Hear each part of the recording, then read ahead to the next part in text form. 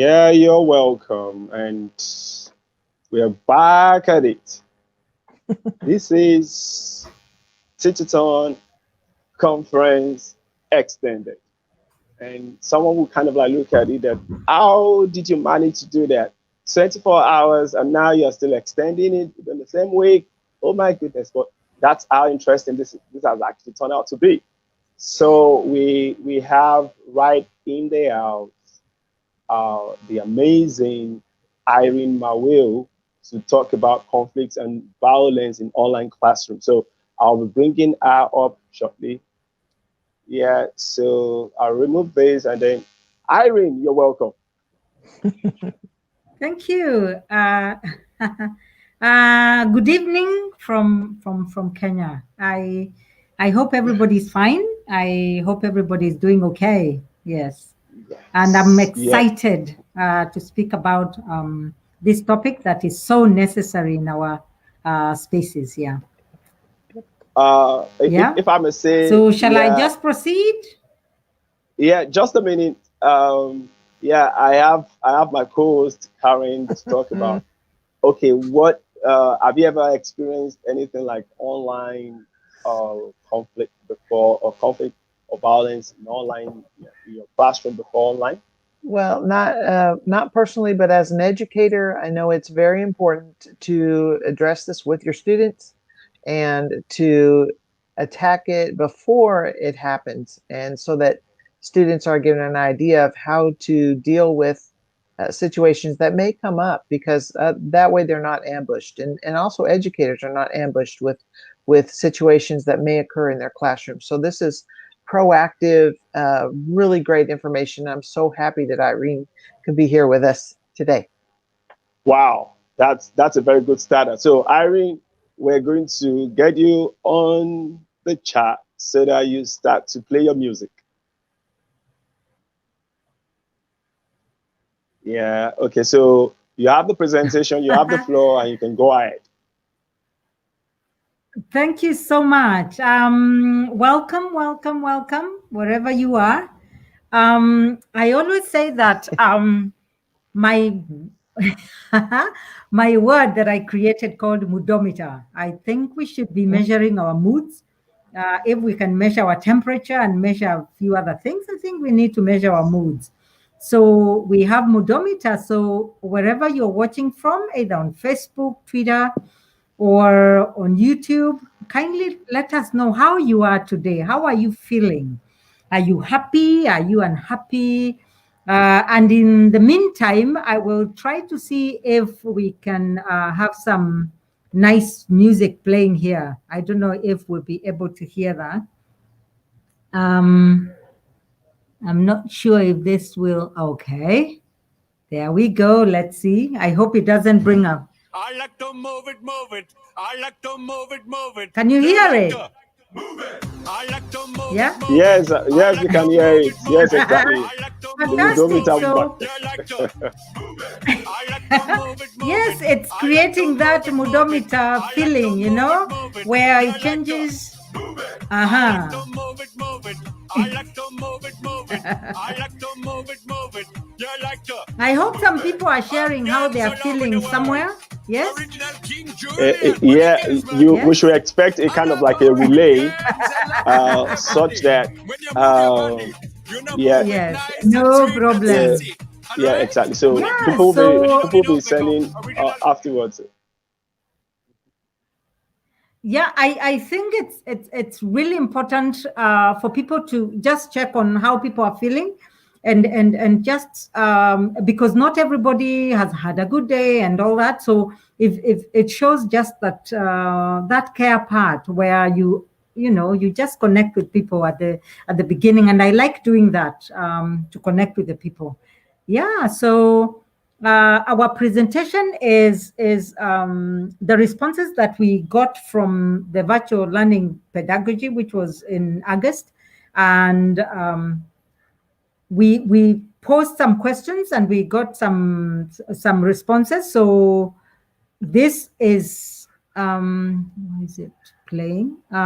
This is where I presented. As you can see, I'm being helped by John, who is on the other side. He's running my slides. and that really helps, because then there's someone else who is helping you out, and it's really nice to have a co-facilitator and do these things. Now, what do we understand? Because we are going to talk about online conflict and online violence. What do we understand by this? And what we are going to do is, I would like you to join me in this, in my PowerPoint. Can you see that? Oh, yes, I can see you are joining me. You're joining. Yes, you're joining. I can see a few people joining me in that PowerPoint. So actually what happened was that it was an interactive session. So we posed the questions to the participants. What is online conflict, or what do they understand by online conflict? We posed the question about what they understand by online violence and what is the difference. And then we went ahead and said what causes the online conflict and online violence. And also, I just wanted them to, from their heart, to tell us what we can do about it. And I encouraged them later to share some personal quotes on that. So it was very interactive. They had a chance of contributing their own, what they felt about some of these issues on online conflict and online violence. Now, one of the things that we do not understand is that we experience online conflict and online violence at least sometime, or at least once a week, or even more, depending on where you are. Sometimes we don't even understand that is online conflict, or we don't even understand that is online violence. And I think we still do not know the difference. Some of this conflict is brought by memes. People share memes without thinking how it's going to affect people. Others share a lot of other hurtful things online. And these are the things that we actually don't know. I am sure all of us at one point have shared, or we thought something was funny and we shared and later realized that it hurt someone. And I do know that there are some instances that actually people have committed suicide. So it is really important to understand what is online conflict, what is online violence, what is the difference, what causes this conflict and what causes this violence, so that we can all of us find things to do. So the participants of the VLP, when we ask them, what do we understand by online conflict? This is a sample of some of the answers that we got. Sharing things that are hurtful, yelling to people. Of course, we know what yelling is online. And you can see the myriad of responses that we got from these participants. Now, as we move forward, you realize that I think we need to understand what online conflict is and what online violence is, because I think there's people feel that one is the other or the other way around. So from this, you can see that people thought that online conflict is actually online violence and vice versa. So some of the other responses were misinterpretation of ideas being passed, yes, wrong perception of other people's beliefs. And from the other color that you can see, that was me trying to bring the conversation back to them, asking them, how do we yell online, and asking them name some of these beliefs and that kind of thing. And passing insensitive comments and rubbishing other people's ideas. Now, what I think we should do is go deeper into getting examples of these things. Like when we say passing insensitive comments, which are these insensitive comments? So I think we need to go to the next level in our spaces. We need to continue this conversation there. So these were some of the responses. Actually, the responses were very many. So these were samples that were shared in the interactive PowerPoint, or rather online slides, that with the Google Slides that we were using. The next one was, I asked them, what do we understand by online violence? Remember, I really wanted people to explain, without Googling, without looking into Google, without just what they understand about these things. Because if we can say what we understand about them, it will be easier to create awareness. It will be easier to talk about it. It will be easier to recognize it when it happens. And this is, you can see these responses that we got here were actually from people's hearts. Bullying people online, degrading representation, insulting and hate speech on religious culture of people, harassing disabled people. And you can see there I said there is a politically correct way of saying, because I think we no longer say disabled people, shutting others down. But you can see the responses here on the top, they don't go deeper. They don't explain when you say I'm shutting someone down.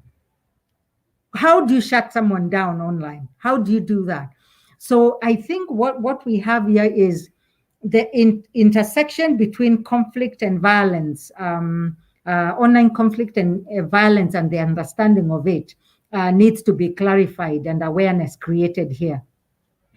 And we also have emotional or psychological damage to others.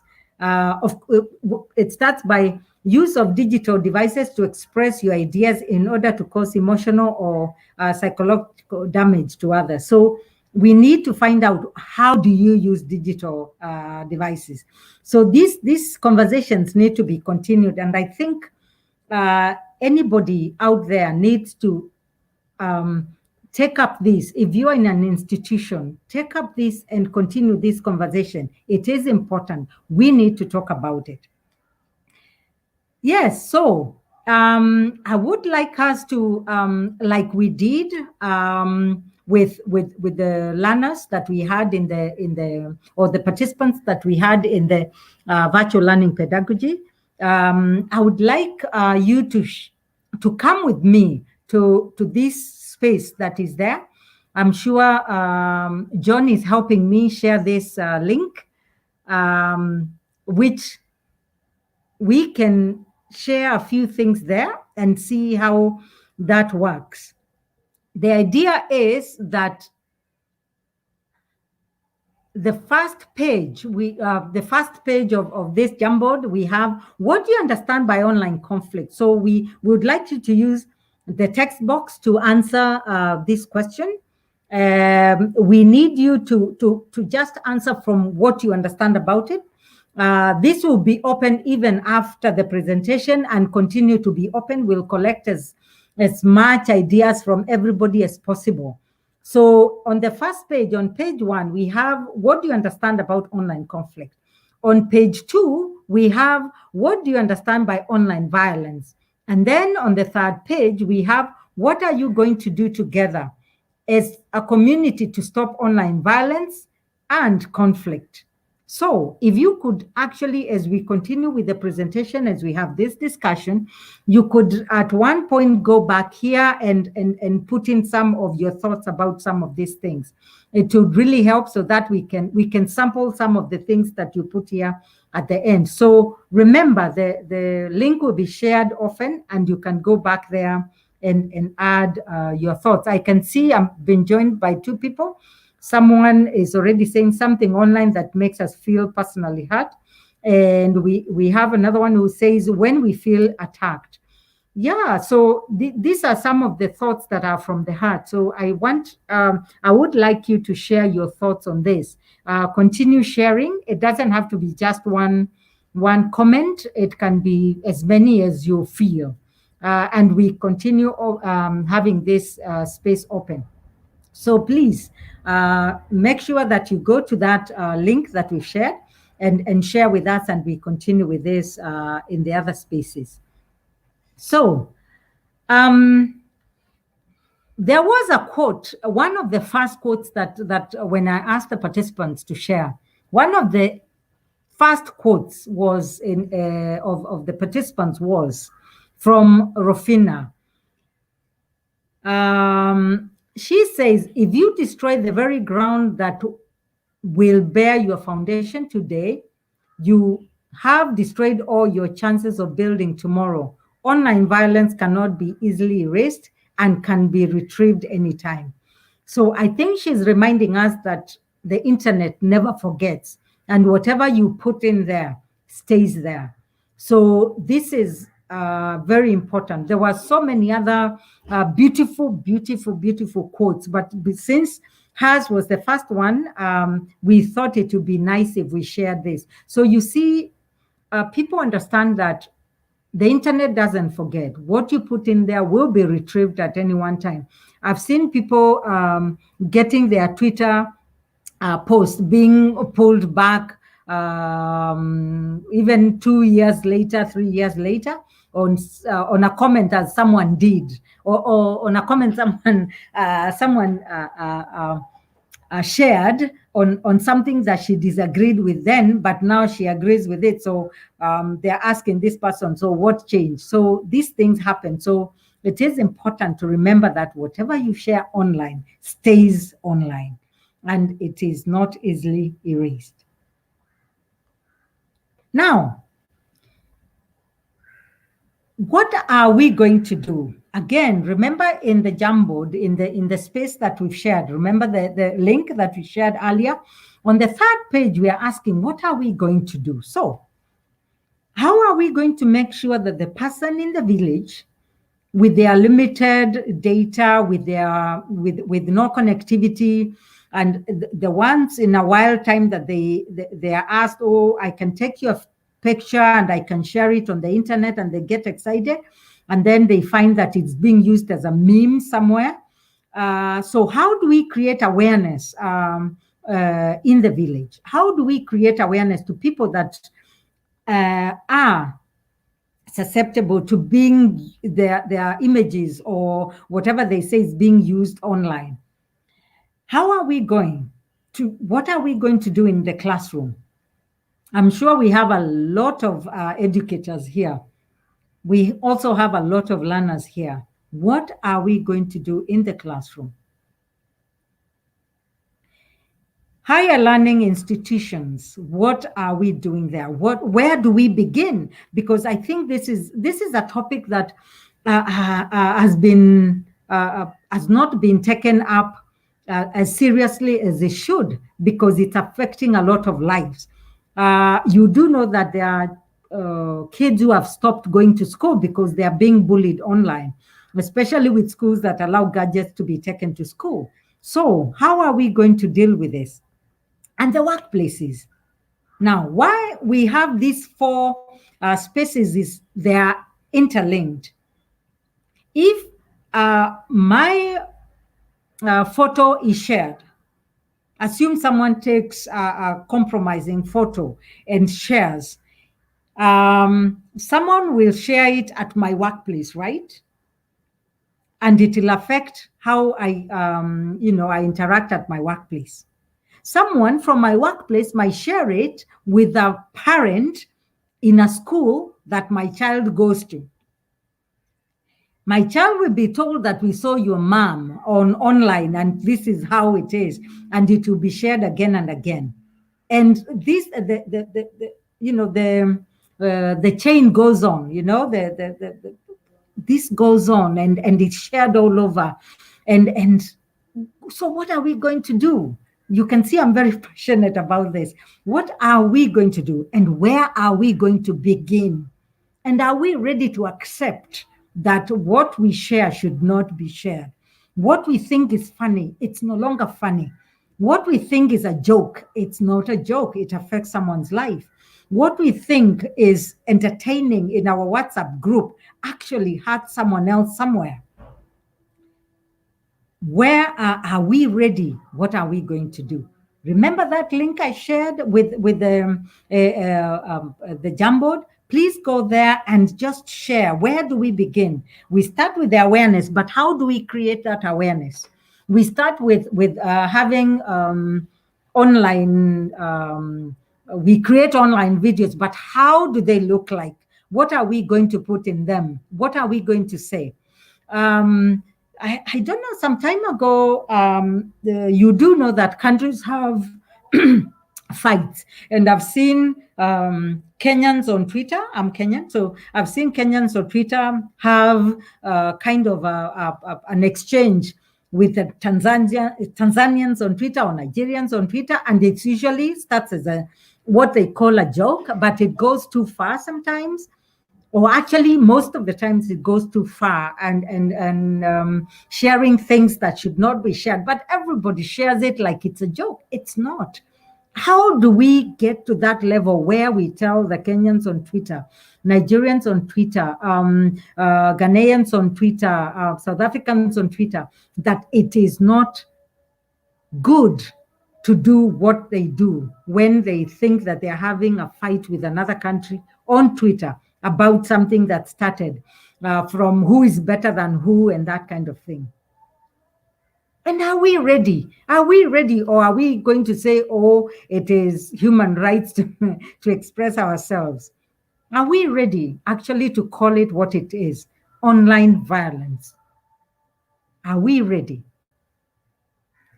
So, those who watch movies, you must have seen Wakanda, which is the Black Panther. And I took this photo from that movie. These women were the protectors of the king.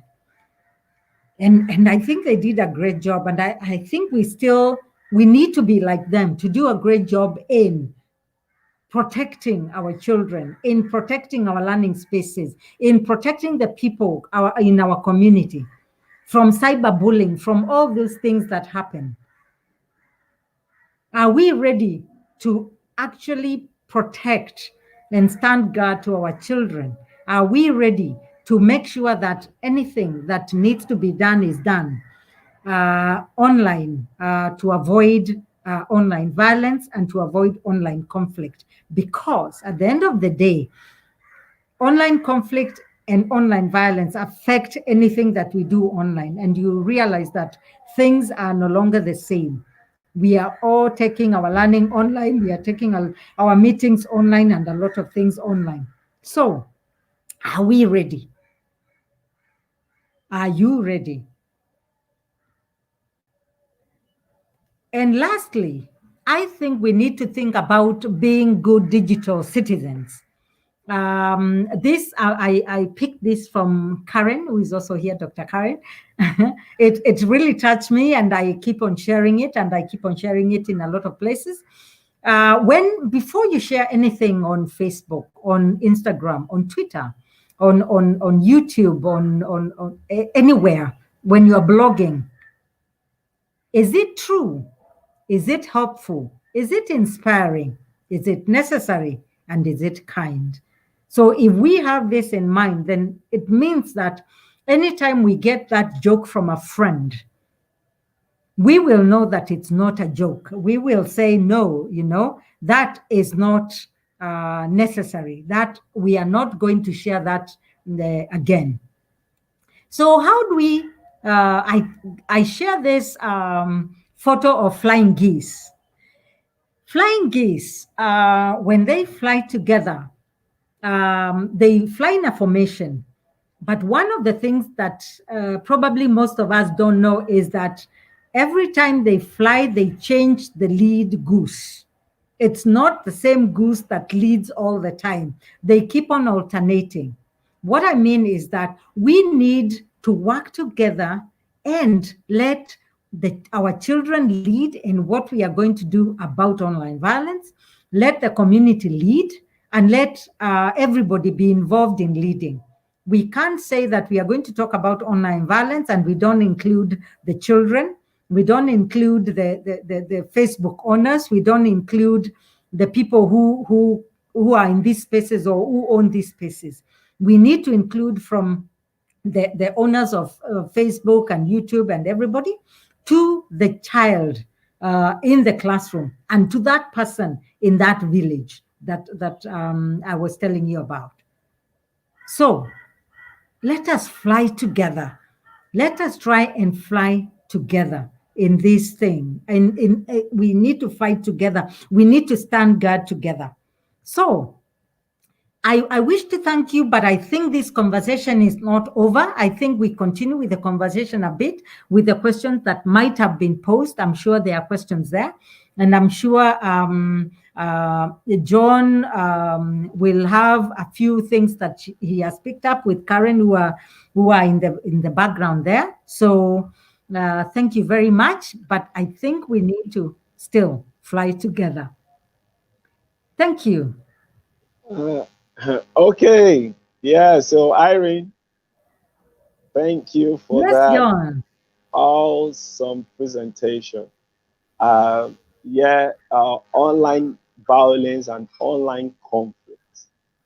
You've only what for me, what you've just done with this presentation is just to lay the ground for a conversation, and I think that's very, very important. So the first thing is that all our viewers, everyone that's online right now, or you're going to be there later on, just go to the link that uh, Irene has actually shared before. So we're going to go. So just go back on your slide to that Jamboard link, so that we'll put it on while we'll talk here. So yeah, good. So Yeah. you go to Bitly. It's a Bitly link. Teacherton safety. So go there and add your voice to it, because now it's Mhm. important. This is running in almost like two ways. First, we want your voice. Second, we want you to start to think about this whole thing as an educator, as a school administrator, as a company, as an organization that's an education stakeholder. Online violence and online conflict is real. What do you think you have to do about it? If it has actually not happened in your confines, you need to be prepared for it. If it had happened before, how did you manage it? What happened? What ensued, and all that? We need to cross connect. We need to crowdsource information and learning in this situation, because, like Irene said, I love those birds that are flying together. It's important that we share information, especially on this area. It's very, very important. So, Irene, thank you for that presentation. Now, I think, yeah, Karen, you have something to say before I start to show what some of the comments we have. Sure, sure. And I like also what Dr. Nicole Taylor said.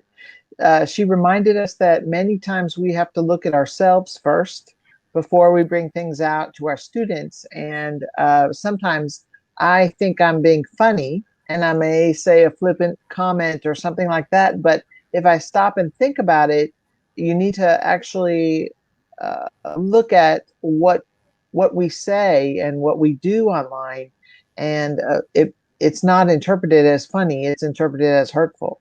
So, Yes. so we many times we have to turn those questions on ourselves first, so that we are more authentic and we can be open with our students, and that do we do the she said do the work on yourself first. So I think Mhm. that was very powerful for me as a teacher.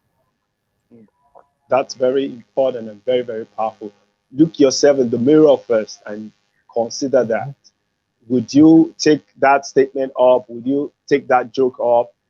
Would you, if you have been the one that you have been told about that joke or about that Yeah, statement, would you take it? So if you can't take something, well, why would you do it to others? So sure. I think, and that's a very important startup point. So when you're writing your definition, look at yourself. Are you doing exactly the same thing to others? And this is an educational talk. Now, it's now very, very important when we are taking our classes online. Uh, Quickly, I'm going to bring up some of the comments that we have here. Yes. Uh, yeah, uh, uh, this person said conflicts are inevitable online. okay, it was kind of like addressing what you said, that it's a salient discourse that's widely unaddressed. Ah, yeah. So Irene, your topic is really, really gold. It's something that has not always been addressed. And if I might say this, by the time we look at the data, the statistics, so many people are actually just going online without knowing the repercussions or the consequences that comes with it. It's until things start to happen, and that's when you start to see a whole lot of things. And I think if you have actually been conversant with some of the information that's actually been going on, you will know some of things have been happening. So, Karen, what do you think? This has been going on addressed for a while. Do you have any study or any information about how it's actually been addressed before? No, well, there is curriculum, the Be Internet Awesome. I'm very Yeah. familiar with the Google curriculum, and I put the link in the chat. But Okay. that's not the only one. There's Common Sense Media.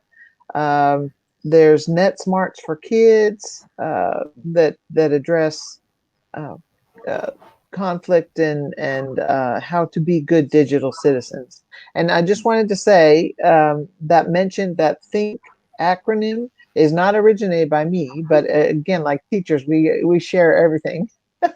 Exactly. So, but yes, I really love it because we're teaching students to proactively think about what they're putting online, and is it kind, is it helpful, and it the consequences are what I think we need to bring out with all of our students, is that their actions have consequences. And if we could start there, that goes a long way. What do you think so, Irene? I so why I keep on saying that I borrowed from you is because I think it's important to appreciate when someone has an impact on you. So I think that for me was really a powerful part of your presentation when you presented in the learning pedagogy. So that's why I keep on saying it kind of came from you, because for me, you shared it. The comment there that was shared is that this is an area that is not being addressed. Of course, online conflict will happen, but online violence doesn't have to happen. We can have conflict. We can disagree on principle the way we disagree face to face. We can't say no.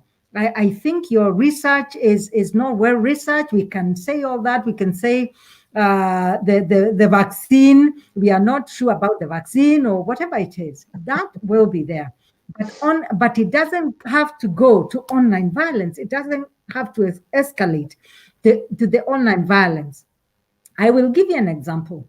About a month, two ago, someone was sharing a photo. I think someone had a swollen neck, and someone was sharing that photo around with a meme that said, "This is your relative who swallowed their pride." And I imagine this person is struggling with that disease, and someone is sharing a meme around about someone swallowing their pride, and it hurt me so much. So can you imagine how much this person whose photo was being shared, because it got to them, it has to have gotten to them to actually have seen that his photo of his the sickness that he's struggling with is being used all over the internet as a laughing stock. So those are the things we need to think about. And for me, I say start by not sharing that WhatsApp joke that he shared around, and raise awareness. Say, no, this is not funny. If you say that twice in a group, I realize they stop sharing the what they think is funny anymore. If you just say no, I don't want you to share this anymore. And if, of course, you are not removed by the administrator from the group, then it means that because there was thrown out of the group. But if you're not, you realize that the conversation changes. What is shared becomes different, and you start having different conversations in there. And one of them will say, "Why are you becoming so sensitive all of a sudden?" And then the conversation begins from there. you can actually now start the conversation about the violence, how it feels. Ask the questions. If it were you in that photo, how would you feel? If it was your brother, your sister, your child, your mother, your father, how would you feel if it was your friend? So those are the conversations we need to have. That's Okay, great. now It takes it to another level, doesn't it? Yeah. exactly. Yes. I John posted something. He said conflict as a whole is an overall problem, and online conflict will be mainly because when there is technology is failing, sharing and delivering the ideas, knowledge and skills. So conflict is actually bad. I think he is looking at it from relatively Yeah. a different perspective of that, and that's also tenable, But the specific thing that we're really addressing in this kind of situation is that now online conflict, when it comes to relationship,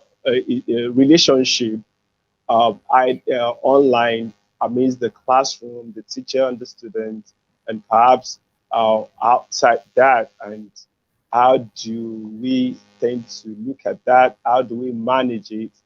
What happens, especially when technology now gives a kind of like a shield.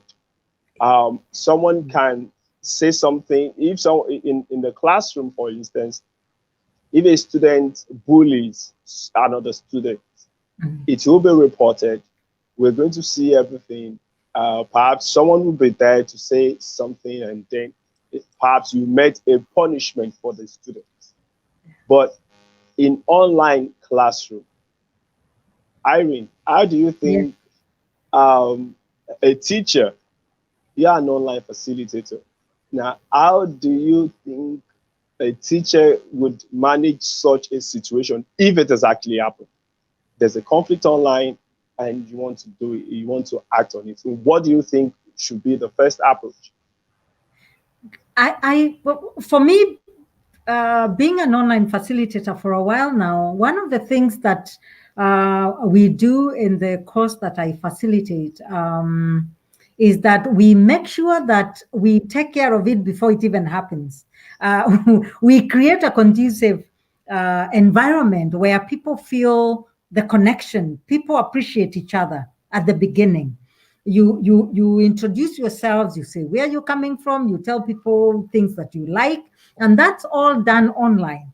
So by the time you are getting to the point or the discussions that actually might cause conflict, people understand that I'm coming here in principle. I'm not actually challenging your intellect. I'm not challenging your other part. I'm just challenging what you've put online. So you have, as a teacher, as a educator, you have to create that environment at the beginning. Mhm. I'll go back. I think our educators also need to be groomed to be able to deal with that part, to not to just think that, people are in class, we are presenting, we are doing this, we are doing that. No, they need to start from grooming the people, making sure that the people in their class, in their environment, actually have that connection where they feel that they are interconnected and cannot have time to have online conflict that is not meaningful. Number two, when there is online conflict, there are many ways of dealing with it. One of the things that you never do is remove what has been written there unless it is pornographic. You discuss that issue with the people because it also creates a discussion online. You first talk to the person who might have posted, if it's some comment that was put there. You ask them what they mean, they explain themselves. You ask them offline, with other channels that you might have of communication. You understand where they are coming from, and then you have a discussion around it. If it is a hurtful thing, then it has to be brought down, because especially when I always say when I see domestic violence videos being shared, I think that person is being traumatized over and over every time that video is shared. So videos like those have to be brought down. But if it's a comment, that comment actually might bring about the understanding of what online conflict or what online violence and what online conflict is. There's the other part of it. Ajum was saying that uh, I think he was trying to bring together the online conflict and actual conflict that happens because, of course, online, what we say online fuels face-to-face or on-the-ground conflict. So if that's the case, then you must find ways of making sure that that is not continued. And anyone who is trying to share that or use that as to bring actual conflict, like face-to-face conflict, then it does not happen. And that takes a lot of grooming, that takes a lot of conversation, that takes a lot of awareness creation amongst our educators, amongst our communities, so that we learn where it begins and where it ends. That's impressive. That's a whole lot to actually wrap one's head around. And you started to make me to think about the policy points in the school right now when it comes to addressing issues like this. Because I don't know. Yeah, like Karen gave us some of the things that some experts, edtech experts have actually been able to put together, and organizations like Google, like Common Sense Media and all that, to talk about Be Awesome, digital citizenship and all that. But at the school level, now the pandemic came and everybody moved from face-to-face to the pandemic, to online. And now there is no written statement. In fact, a whole lot of schools, they leave the educator, they leave the teacher to their own. Just figure out what you need to do, just to manage things and all that. So that's a policy part. But I'm going to come back to you, Irene, on that. But I'm going to show this statement by one of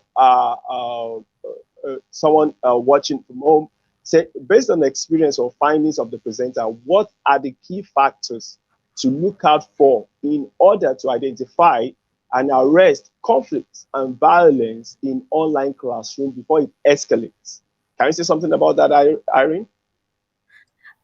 Yes. You see, one of the things that when you pay attention, the same way we can pick up naughty kids or naughty learners in a class, we can actually pick up naughty people online from the way they write. From the first time that they post, you can or share anything, you can tell that this person likes that kind of thing, or likes this other part, and is a joking kind, and is a playful kind, and that kind of thing. You can actually read it from the way people write. So when you read this, that is the time that you actually write to this person. If you feel that they are stepping on the line, because sometimes it's a very thin line. If you feel they're on the line, you can call them on the side and have a discussion with them. Or you can actually bring up the conversation about how far, or have these guidelines. We don't them call rules. When you call them rules, people want to break them. You come up with guidelines. You say, we are going to come up with guidelines, all of us. What should we write and what shouldn't we write? When everybody is involved, I am telling you, you are going to have very little conflict online. If people say, let's respect each other, you don't do this, you don't do that, and it's a common document that is shared or contributed by everybody, all the learners in that particular space, then you will find that you'll have very little conflict in your class, because people feel, I participated in this thing. I was part of this. I created the guidelines. So if I created them, then let me respect them. So that's how you try and make sure that at the beginning you use some of these things that come up to create those guidelines that will guide you through. And make sure every time you have new people in your space, in your class, in your lecture hall, in your Zoom class, make sure that those guidelines are brought up and ask people, do you want to add on that, or are your thoughts reflected in that document or in those guidelines? Then people feel part of it because they'll read and say, I like being respected. I don't like people being rude. I like my religion being respected. I like this. Though they see that their thoughts, their feelings are being reflected in that document or that in that space. So then you have a very nice environment as you move forward. Mm. That's deep, because you actually came up with the idea of ownership, that like having guidelines should be a crowdsourced thing, should be a everyone is involved. So if you're involved in writing this, then you wouldn't go against the rule. Wow, that's a very fantastic option that you've given to everyone listening, and I really love that. And you have actually mentioned something about policy, and I want you to quickly talk before I come back to Karen. So Karen will always tell me that I always like to be the uncle. So never mind. Let me be the uncle here. So I'll come back to Karen shortly. So you talked about guidelines. So now, can you just add it up to? Have you ever seen a policy statement being written about classes online and what could go wrong, and how you kind of like manage? Because I know you are part of the Merge Africa project, and you do a whole lot of online facilitation to bring educators into online platforms. So tell us something about that. No, I have not read any document that has or tackles online violence and online conflict. Wow. I think this area is, I think it's quite probably, I don't know, Karen might in the US probably she'll share what she has seen if she has seen some policies there. But from where I am coming from, I have not seen any policies or any strategies about online conflict and online violence. In fact, I think it's a new area that is just when you talk to people, they ask, "What's that? What do you mean?" And then you start explaining all this. So I think being a new area, being a new frontier, I think we need to start by helping people come up with either policies or strategies. But for me, when they are called policies, they're always put on the shelves or in a Google folder somewhere. So we need to find a new name, like my Modometer. We need to find a new name for these guidelines about online violence and online conflict for institutions, for workplaces, and for our children in our classrooms. Wow, that's beautiful. So Karen, say something about that. Oh, well, I like, I kind of want to go back, and I love how Irene, you were talking about not ignoring the problem or the situation. If you see something, if it's a comment, to just talk about it in a calm manner and bring it out and discuss the guidelines. And I love how you said people want to break rules, but they love to follow guidelines. That is so true. That's beautiful. But yes, but in the U.S. there is some work, and I mentioned Dr. Nicole Taylor. She's actually was a speaker in the Teach-a-thon, so that might be a good place to start. She has tolerance. She was talking about some tolerance guidelines, which were very helpful and helped give teachers a scaffold or a strategy to follow in dealing with not only things like racism and big issues, but it gives it a way to tackle it one bite at a time, right? So yeah, there's really some interesting points that you brought out, and I am going to look forward to looking at your Jamboard, and I like the process that you have of always revisiting the idea. And that's Would it be really great. possible? Would it be possible to share some of those in the Jamboard, some of the links to the Oh yeah. documents, or in what we need to do or where to start? Actually, if you Sure. could share those, then it would be easier for people to just click and see where it is. Of course, then it comes to the point where we say we need to adapt. Do we no? Usually the question is, do we adopt or adapt? So we need to decide on how that goes. Are we going to adapt or adopt? So yes. Beautiful. Yeah. Yes. So these are yes. some of the comments that we already have on the Jamboard. Talking about what do you understand about online conflicts? There was one that says something online that makes us feel personally hurt. Yeah, that's one. Then there's another one that says when we feel attacked. That's online conflicts. What people understand by online conflict. Yeah. Then what do you understand by online violence? We have one here. It says violence will attack me as a person. Yeah, I'm thinking of how I'm going to. Yeah, that's interesting. You see now, that's why John, that's why we need this conversation. Yeah. Yes. So it's really, really important because now so many people really can't really figure out exactly what is the difference yet. So now, what are we going to do together as a community to stop online violence and conflict? Someone said, regard each other as leaders. Another one says, we need to change the mindset of students and ourselves first. How do we change the mindset of students and ourselves first? I really need to know that. We need to teach students that what they say does not go away. Yeah, Irene has actually pointed out that, and Karen also. Yeah. Comments can be addressed and discussed. Don't ignore them or take them down like they don't exist. That's I think Irene has actually really mentioned that too. Don't ignore the issues. Talk about it before it gets to be a problem. Also, make new members of the class part of the solution and guidance. And I think those are some of those things that Irene gave to us. And I think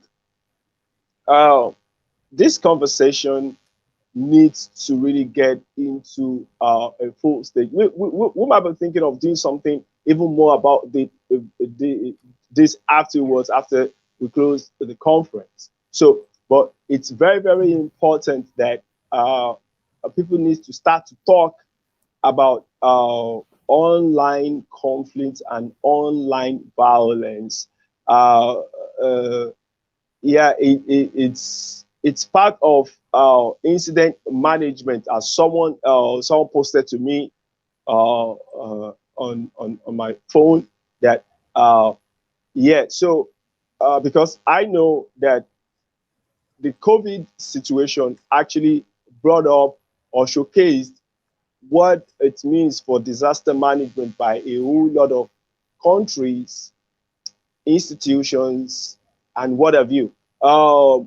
It's kind of like show that so many people don't really have an afterthought about, a pre-thought about the fact that, if something do go wrong, what do we do?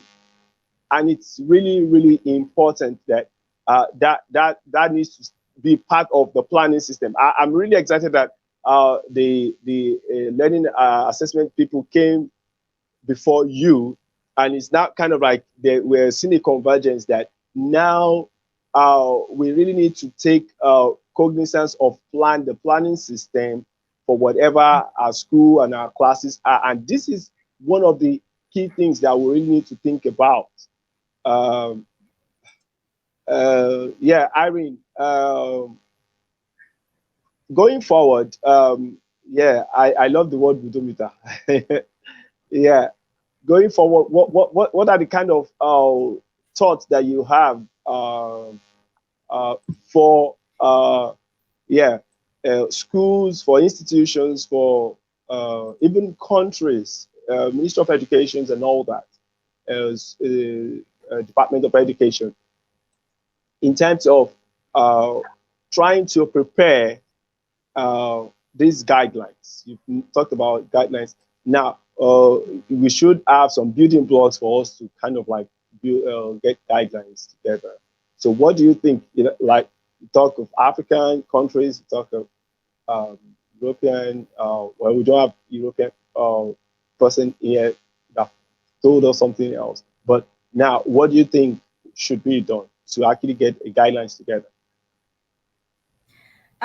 We need. I think we need to start by crowdsourcing those guidelines with different groups, with different target groups, so that at the end of the day, when we bring together the different ideas that have come together, then we have something that can be used across many nations. I think that would be one of the ways of dealing with that. As we continue the conversation, but I do not want us to have conversations where we just bring in people in the ministries only, because ministries don't exist in a silo.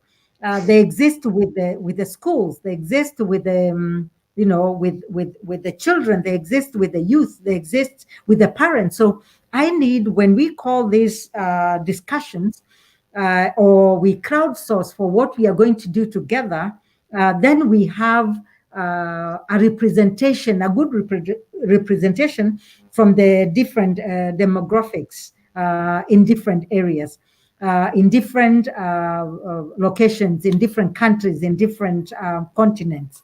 So I think we start with what we know or who we know. We start with the community that we have created now with this conference, with the Teachathon conference. We start with that community. We start by crowdsourcing what we already have. This Jamboard, we already have what the participants of the virtual learning pedagogy contributed. If we bring that together and we add others, it will be very easy for us to come up with something that we can start with. We can have a beginning. We can have something that we tell people, oh, you are worrying about online conflict. This is where you begin. You're worrying about online violence. This is where you begin. At least there'll be a starting point. On the other hand, we'll also have some few things for awareness creation. We'll also look for ways of creating awareness in the different spaces that we are in the different WhatsApp groups, in the and the Twitters and everywhere. So we need to begin with a community that we have created with this conference. Yeah. John? So Karen, what do you have to say about that?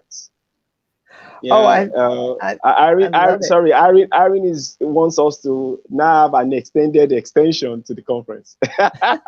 Yes, that sounds great. I love that idea of start where you are and start with those around you. And that's how movements get started. And I think that's beautiful. That's a great way to summarize how we need to actually make change, take action, is start with who you know and your little circles. And our little circles all add up to very large circles. That's great. Yeah. And Karen, you posted this that Dr. Nicole Taylor's presentation. Yeah, it was part of this conference too. Like I was telling you recently that the conference is kind of like a gold mine. So many information, so many new things, that people could actually get on from you is what we have right now. So this is just one of it. Dr. Nicole Taylor's awesome presentation is really, really something that we should all get back onto and get some additional ideas about that. And I think this conversation will not stop here, will not end here. Basically, If Irene could say that, yeah, we want Modometer to keep on, and Karen said, yes, I'm in support. Yeah, it's the woman that leads. So I would just say, okay, fix the time. I mean, Let's do it. Let's do it. all right. So that means that in the nearest future, we'll actually be coming up with another episode, and we'll kind of like start to digging into a whole lot of information and analysis about online violence and online conflict. And interestingly, we have people joining on Facebook and Twitter and YouTube as well for this. And there's so many ideas that are already coming up about this. And I know that, like the Jambo that we shared, so many people are still going to come up with their own fantastic ideas. What do they understand about online conflict? Or perhaps I would even appreciate that people should come up with real life examples. Tell your story. Tell us what. And I think I've got an idea. Never mind. I'm always like that. We add another, yes. We add another page, yes. Exactly. Yes, so yes. we're going to, So I have Irene's approval to have another page. Tell your story, and I think Flipgrid could actually help us to do that. That you could do a short story, and you can record with your phone or whatever on Flipgrid, and you add the link up there. So let us know your story. If you've actually seen a situation whereby online conflict has happened in your online classroom, in your Zoom classroom, then bring it all up. Or if a conflict that's generated into a violence, we know physical violence is something that has been known over the years, but now in the online classroom, I think some students are actually naughty, as Irene said, and they're already bringing the spin-offs of that into the online classroom. So, but we really need to do something fast about this and get people to start to understand that there's a need to prepare for this before things start to roll out of. And because the online classroom is such volatile and fragile that it could be a place that so many things will just go wrong and it will get out of your hand. In a classroom, you can send some students out of the classroom. In a physical classroom, you can say, hey, you student, go out. But in an online classroom, even if you stop some, they might use another thing to enter into the classroom, or they would go. You won't be able to really manage that in a flip, So, and that's the situation, and that's why you need to be prepared and you need to understand that. So, Irene, we really appreciate you for doing this. Yes. We're really excited that the Modometer woman came finally. Yes. Okay, go ahead. No, I think it's just I think this is a scratch on the surface. We will have to continue the conversation. We will have to have many more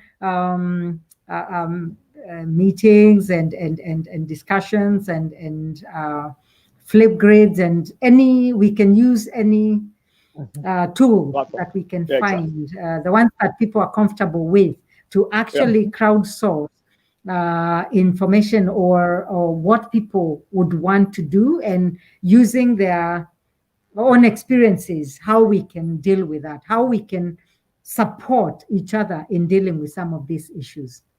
Yes. So that's my take on that. So I have to mention Arjun, that has actually been following, doing a whole lot of comments through these presentations. Arjun, thank you very much for coming along. Always, we always appreciate that you were part of the conference all through. We appreciate your presentation and all your participation. It's really, really acknowledged. Thank you. So now we will be rounding off the whole conference officially. I told Karen there must be an official closing, of the Yeah. conference. So that has been posted and it's going to happen. Let me kind of like copy the day, the time, so that we'll see it. I think I have it somewhere.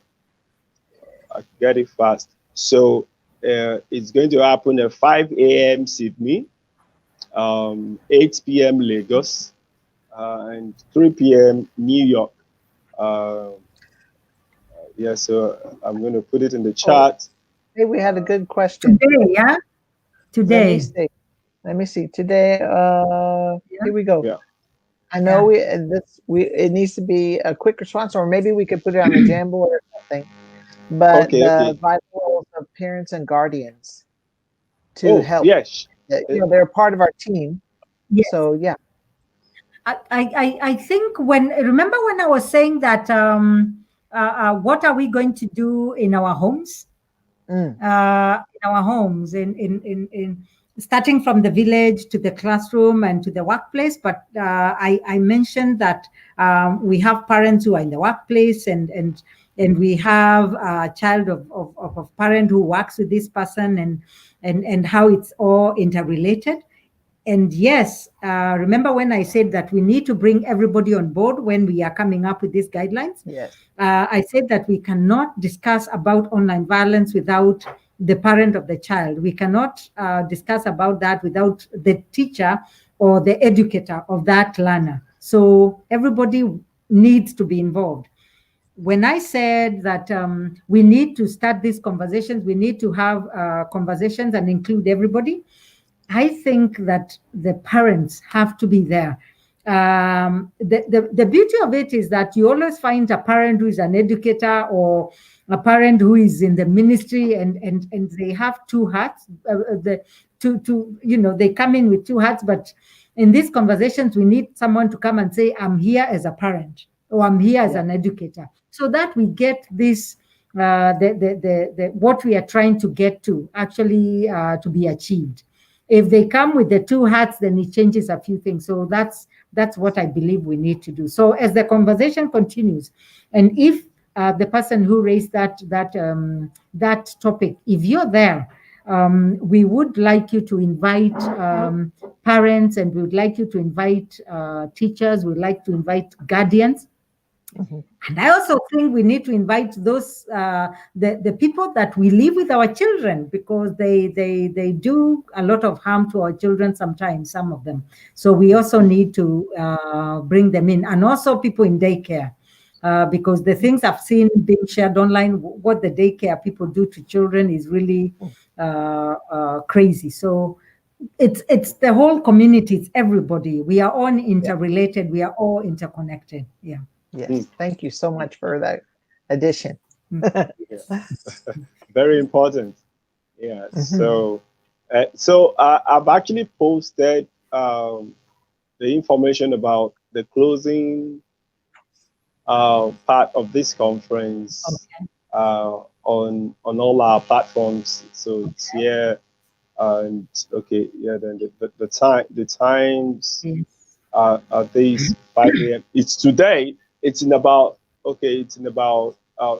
less than 3 hours time. So we'll come back to close this conference, and you're going to be hearing some great information about this conference. Karen, what should they look out for if the conference closes? Basically, highlights. We're gonna pick, and not all of them, but as many as we can fit in. And reflections of what's gone on and connections that we've made through and with the people that have participated in the Teach-a-thon. Wow. So you're going to hear so much more about what's the next thing after this, because I've started to receive questions from people that, you've done something like this. Okay, yeah. So what's going to happen next? Yeah, so, and I've been scratching my head. I'm kind of like, Karen, please help us out on this. Yeah, you said? We'll see what we can work out. Exactly. So that's just about, it's really been great presenting this. So yeah, we'll do all the words in the closing. So Irene, thank you so much for doing Thank this. you very much. We really, really appreciate you. We are proud to have the Modometer woman. Yeah, no, at least that's an invention that we have. Yeah. So thank you, Adjon. I saw what you posted. Yeah, the recording is going to be available, so you'll be able to watch it. Yes, I know it's 1 a.m. in Nepal. It's 1 a.m. in Nepal already, and that's it. So, thank you so much. We really appreciate that. Yes. Yeah, exactly. Get some rest. Yeah, Okay. take some rest. Take some rest. It's important. Yeah. So, Irene, we are grateful that you're able to like do this, and we know there'll be something that will be coming up very soon, and we're going to share it across to everybody. That okay, we're going to have, and we're going to really dig deep into it, and perhaps we'll have a whole lot of people, perhaps those ones that are Yeah. part of the virtual learning pedagogy, for them to come and talk about after the training session, what has happened afterwards. You know, that's Yeah. going to really be a very good reflection for them to be able to say, okay, do they really know about do they track online violence and online conflict better, and how have they been able to manage the situation, because it's really, really important. Teachers are they are leaders and they are managers at the same time, so they have to wear all the hats. So thank you so much, Irene. Okay. Thank you. Thank you for the opportunity. I really appreciate. And Yeah. I'm looking forward to the closing session. So I'll join you then. Thank you. All right. That's great. That's great. Yeah. So, Yeah. yeah, we've been listening to Irene Maweu, an online facilitator and content developer par excellence. She's well known with the Emerge Africa. You need to kind of like check out Emerge Africa. They're doing some wonderful things. It's part of the CILT unit at the University of Cape Town. We had someone from the the director of the CILT on the conference too, when we had the long 24-hour series, and she was really fantastic with what she talked about IIS. So you can actually check all of that and much more when you go to Teacherton Network, www.teachertonnetwork.com/p. You'll see a host of all the presentations we've had. You're going to hear more about that during the closing session. So thank you very much for joining us from Karen and Irene. Yay. Thank you. Yes, exactly. So thank you so much. Yes, so we'll see you at the closing. Bye-bye. Bye for now.